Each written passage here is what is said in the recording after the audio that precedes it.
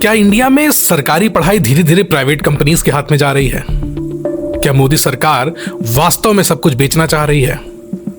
चलिए समझते हैं मैं ऐसा क्यों कह रहा हूं। 2020 का लॉकडाउन सिर्फ एक हेल्थ क्राइसिस नहीं था, वो इंडिया की एजुकेशन सिस्टम का टर्निंग पॉइंट था। जब स्कूल्स बंद हुए तो एजुकेशन रुक गई, और जहां एजुकेशन रुकती है वहां बिजनेस शुरू होता है।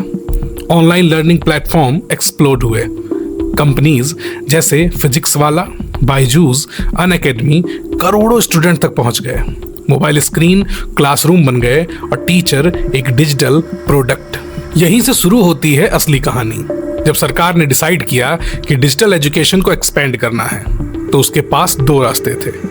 या तो खुद कंटेंट बनाए या प्राइवेट एड टेक कंपनीज के साथ पार्टनरशिप करें। और यही हुआ एक साइलेंट शिफ्ट। गवर्नमेंट ने मल्टीपल एडटेक फर्म्स के साथ MoUs, partnerships, pilot projects start किए। Digital classroom, recorded lectures, competitive exam modules, teacher training videos सब प्राइवेट प्लेटफॉर्म से इंटीग्रेट होने लगा। लेकिन इस फ्री कोचिंग मॉडल की एक और सच्चाई है, यह अपॉर्चुनिटी सभी स्टूडेंट्स के लिए ओपन नहीं है। स्कीम की एलिजिबिलिटी स्पेसिफिक कैटेगरी तक सीमित रखी गई है, एससी, ओबीसी और कुछ government beneficiaries group. General category के कई स्टूडेंट्स इस इनिशिएटिव के दायरे से बाहर रह जाते हैं। जहां एक तरफ डिजिटल एजुकेशन का दरवाजा खोला गया, वहीं दूसरी तरफ उस दरवाजे पर एलिजिबिलिटी की एक लाइन भी खींच दी गई। गवर्नमेंट का कहना है कि ऐसे प्रोग्राम का ऑब्जेक्टिव सोशली डिसएडवांटेज ग्रुप को कॉम्पिटिटिव एग्जाम में सपोर्ट देना है। लेकिन सवाल ये भी उठता है, क्या डिजिटल एजुकेशन का एक्सपेंशन यूनिवर्सल होना चाहिए या टारगेटेड वेलफेयर मॉडल पर ही टिकना चाहिए? इस पार्टनरशिप का एक ब्राइट साइड भी है, उसे इग्नोर नहीं किया जा सकता। आज गांव का स्टूडेंट भी आईआईटी लेवल लेक्चर देख सकता है। जहां कोचिंग की फीस 2 लाख थी, वहां ऑनलाइन कोर्सेज सिर्फ 5,000 में मिल रहा है। रिकॉर्डेड लेक्चर्स वीक स्टूडेंट्स को रिपीट लर्निंग का ऑप्शन देते हैं। टीचर शॉर्टेज स्टेट्स में डिजिटल कंटेंट गैप फिल करता है, और सरकार को कंटेंट क्रिएशन पर खर्चा नहीं करना पड़ता। लेकिन एजुकेशन जब फ्री दिखाई देती है तो समझ जाओ कहीं ना कहीं पेड लेयर छुपी है। Free government onboarding, app registration, premium batches, test series, mentorship upsell. Student एक लर्नर से कस्टमर बन जाता है। एजुकेशन एक फनल बन जाती है, और फनल का एक एंड बिजनेस होता है।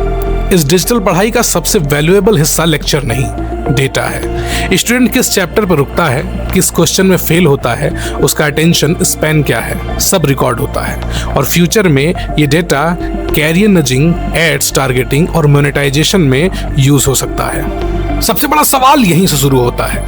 अगर आज कंटेंट प्राइवेट है तो कल क्लासरूम भी प्राइवेट हो सकता है। सरकारी स्कूल सिर्फ बिल्डिंग बनकर रह जाएंगी और पढ़ाई आउटसोर्स सर्विस बन सकती है। एक रिकॉर्डेड लेक्चर लाखों स्टूडेंट तक पहुंच सकता है, पर एक टीचर सिर्फ एक क्लासरूम में। इसका सीधा इम्पैक्ट हायरिंग पर पड़ेगा। गेस्ट फैकल्टी कम हो जाएंगी, कॉन्ट्रैक्ट टीचर्स रिड्यूस हो जाएंगे, और टीचिंग प्रोफेशन डिजिटल ऑटोमेशन का प्रेशर झेल नहीं पाएगा। स्कूल का रोल बदल रहा है।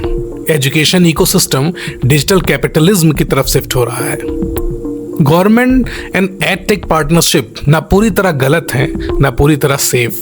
ये अफोर्डेबल एजुकेशन का गेटवे भी बन सकती हैं, और प्राइवेटाइज्ड स्कूलिंग का फाउंडेशन भी। पहले पढ़ाई सरकार चलाती थी, फिर कोचिंग चलाने लगी, और अब ऐप्स चलाने को तैयार हैं। टेक्नोलॉजी बदल रही है, एजुकेशन बदल रहा है, पर सबसे बड़ा सवाल अब भी वही है, कंट्रोल किसके हाथ में जा रहा है? और फ्यूचर का स्टूडेंट कस्टमर बनेगा या सिटीजन? Think about it.